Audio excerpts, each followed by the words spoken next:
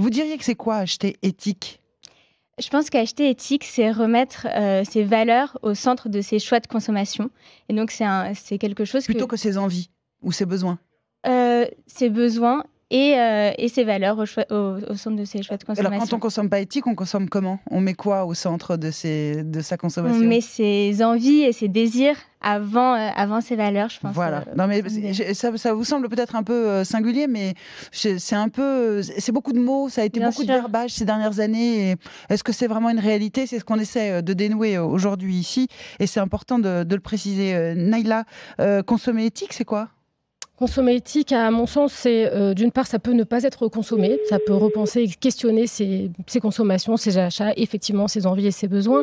C'est surtout se dire qu'on n'est pas que des homo economicus à la recherche du moindre prix, mais qu'on peut considérer que les aspects environnementaux, les aspects sociaux sont un critère important de nos choix parce qu'en fait, ils nous concernent au premier plan, mais il faut qu'on en ait conscience. Et il y a effectivement un besoin de sensibiliser les consommateurs, les citoyens à ces sujets. On a déjà consommé éthique au cours des siècles et des dernières années. Depuis quand on ne consomme plus éthique ? Quand est-ce que ça depuis notamment que la mondialisation économique s'est accélérée et est devenue de plus en plus libérale avec des grandes multinationales qui se sont construites de manière tentaculaire, sont parties chercher une main-d'œuvre peu chère, sont parties s'installer dans des pays.